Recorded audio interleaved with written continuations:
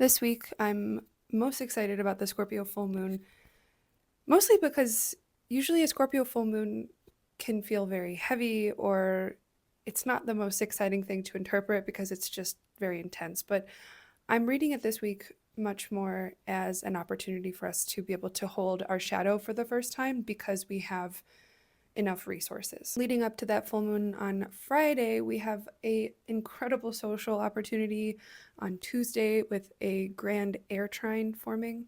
Over the weekend on Saturday, Mercury will move into Taurus, where we'll be finally slowing down our communication, thinking more deeply. And all of this is preparing us for next week, where we're going to feel a really deep shift in our own mind about how we've been taking action to essentially protect what we think is home.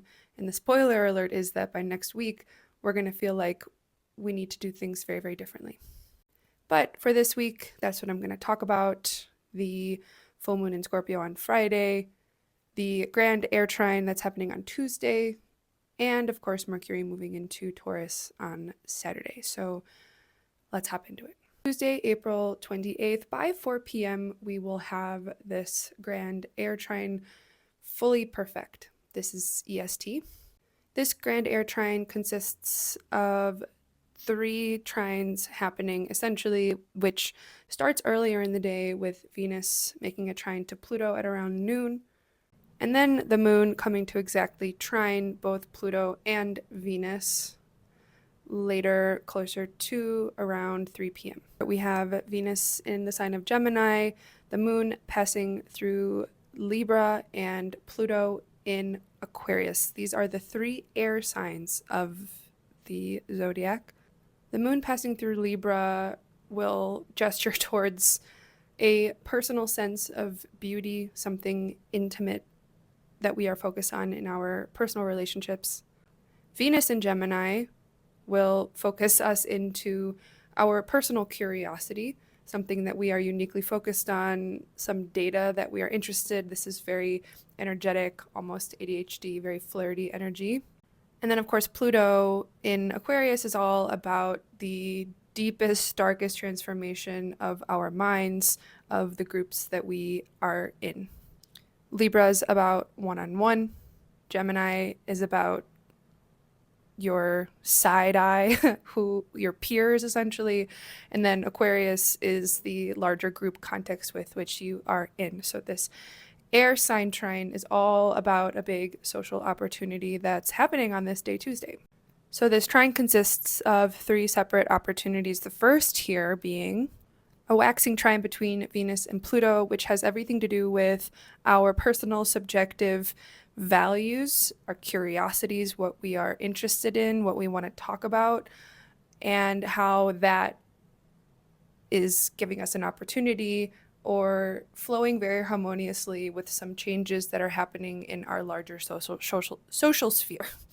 Now, when the moon moves to also trine Venus, this is also a new opportunity for whatever the curious element in our personal lives is to help us deepen in a one-on-one connection, but somehow that's also connected to this larger group context.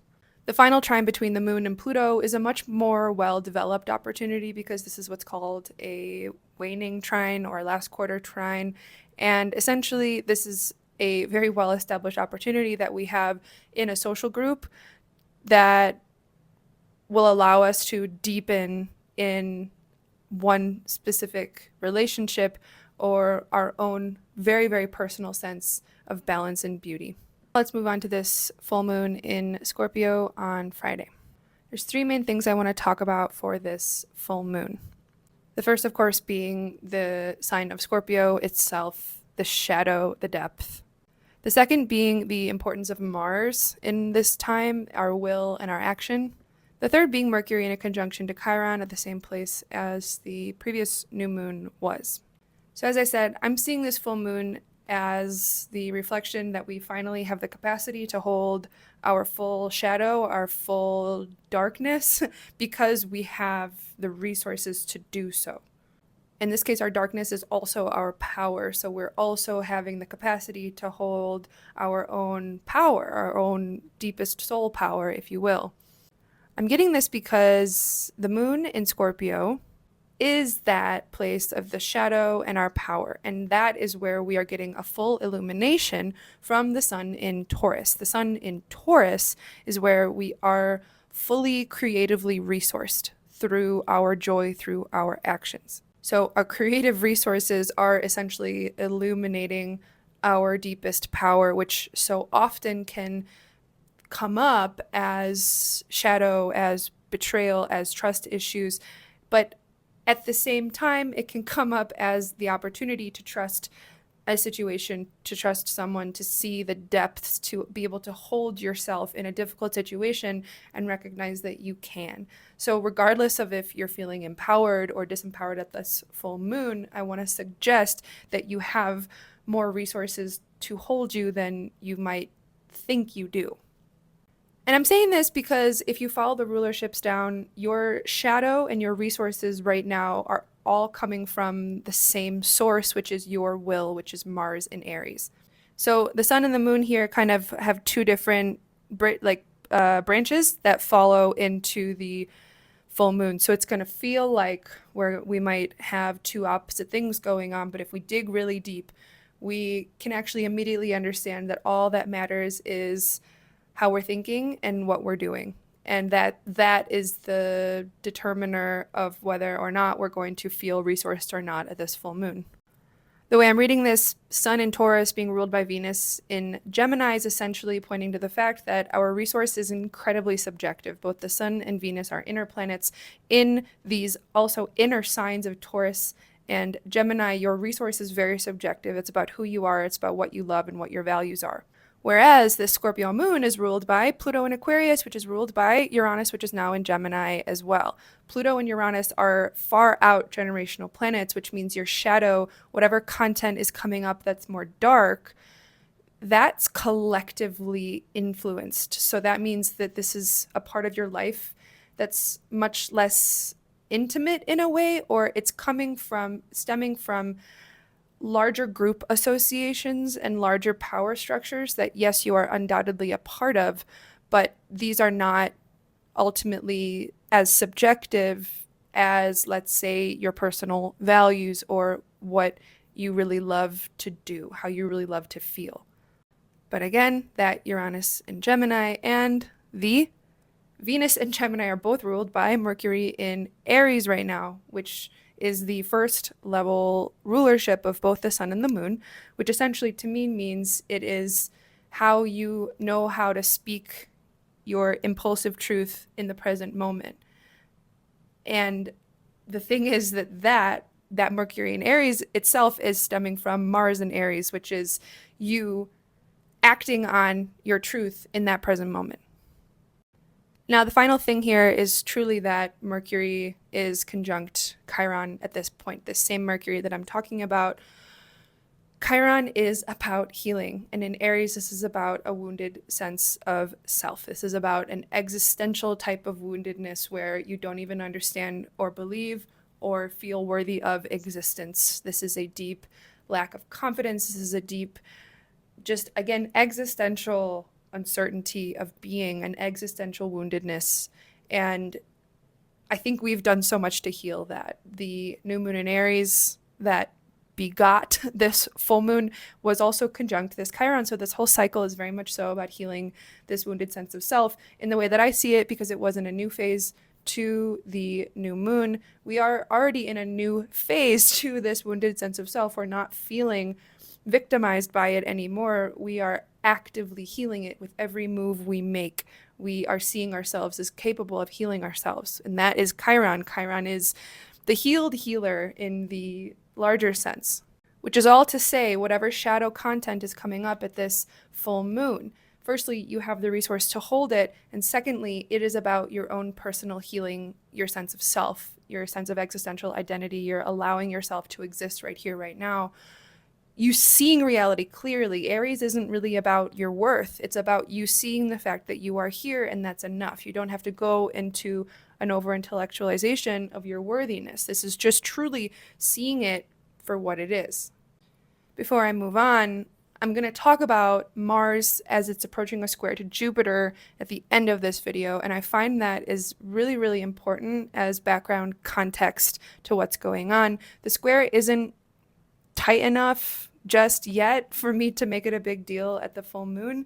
It is certainly tight, but I'm going to put it at the end here just as a thought for us to consider, so just hold on for that. First, I want to talk about Mercury moving into the sign of Taurus the day after the full moon on Saturday evening. I'm going to talk about the fact that Mercury moving into Taurus is creating a mutual reception in the sky until around May 18th and how important this is. So firstly, Mercury in Taurus is about our communications deepening, slowing down, becoming more sensual, if you will. This is because Mercury is about communication in general, and wherever it goes will tell us about the style of communication happening. Taurus is just about our survival, our resourcefulness, and ultimately our thriving. Okay, Taurus is where we want to procreate the species. It's where we want to eat good food so that we don't die. Taurus is the opposite of Scorpio, like I said. Taurus is where we are resourced, where we have what we need. But more specifically, this shift of Mercury into Taurus actually splits our focus. As we're slowing down in what we are saying and how we are speaking, we shift priorities essentially. It becomes split. And again, this is moving from my style of reading rulerships, because once Mercury moves into Taurus, we'll have two sets of rulers, one Mars in Aries, and then the other a mutual reception between Mercury and Venus. So the mutual reception between Mercury and Venus rules Pluto in Aquarius, Uranus in Gemini, as well as the Sun in Taurus and Venus in Gemini. So all of these pieces are working together, and that's one side of our priorities. That's one side of what we're going to be doing this week, of where our energy is naturally going and flowing. Okay, so what that says to me is really just we are communicating much more thoughtfully about how our communities have changed, because interesting, right? Once this Mercury shift, we have these outer planets that I talked about at the full moon. The outer planets are now ruled by this much more intimate personal thing, which means the larger social changes that we've been dealing with now become more grounded in our personal life. We're expressing them through our personal life. And then the other side of what's going on after Mercury enters Taurus is essentially just still this Mars and Aries stuff, which at this point is only really Saturn and Neptune being ruled by Mars and Aries, also the North Node in Pisces. But essentially this area of life is just this big new chapter that we have started since the end of February and acting on building out our dreams. Okay, so we have acting on building out our dreams and then communicating thoughtfully about our past, what we've been through, how we know ourselves because of that, and also the new groups, the new stuff that's starting with the larger collective. And again, this split, I see it will be in effect till May 18th, and that's when Mercury moves into Gemini. That'll be a whole different thing. So let me talk about this Mars a little more as it is moving to square Jupiter. So one of my favorite types of squares is a third quarter square, 270-degree angle, which means the cycle is almost over, 3/4 of the way over. This is where we have to throw off the precedent of the old. This square is about the edge of our emotional wisdom, about our home, the expansiveness with which we have been able to sink into our home. It's about our will pushing up against that. It's time to break from the precedent of how we have acted on the emotional wisdom that we have. What are the impulses maybe that our home has allowed us to have? Where are we changing that now? Where are we realizing we need to change? We might need to start acting differently towards family, or at minimum holding space so that new actions can arrive. Maybe we are not even there yet. If you're feeling this, just lean into it and see what happens. Again, this doesn't go exact till next week, but as a background context for the will that is driving our lives forward right now, we might be feeling like how we are taking action is going to have to change imminently, even though we don't know what that change is going to look like yet. This is like brand new behaviors coming out at some point. And I'm bringing this up now just because of how important Mars is and continues to be as that sole rulership. And even when we split into the mutual reception rulership and the Mars rulership, Mars still just has so much emphasis. And there's the subtle background thing going on of how we act on our will is very influenced by our emotional wisdom and our family right now, our sense of home, our sense of self. And that truly is what is shifting and changing. All right, my friends, that is what I have. Thank you for watching. Let me know what you think of this week. If you're feeling any of this, I have a few readings available in the next few weeks. You can check out my calendar link below. I appreciate your support. Much love to all the comments. I'm sorry I don't always get to responding, but I love and appreciate all of them. And I'm glad that we are here and resonating. So until next week, bye for now. P.S. If there's anything you ever want me to talk about, let me know. Yeah, I tend to flip between like the weekly stuff and then the larger, more meta type of stuff. And so if there's anything in particular you want my opinion on, let me know. I know someone has asked for more sign by sign horoscopes, which I'm certainly going to do more of. Maybe I'll even try one for the Scorpio full moon. We'll see. Okay, bye.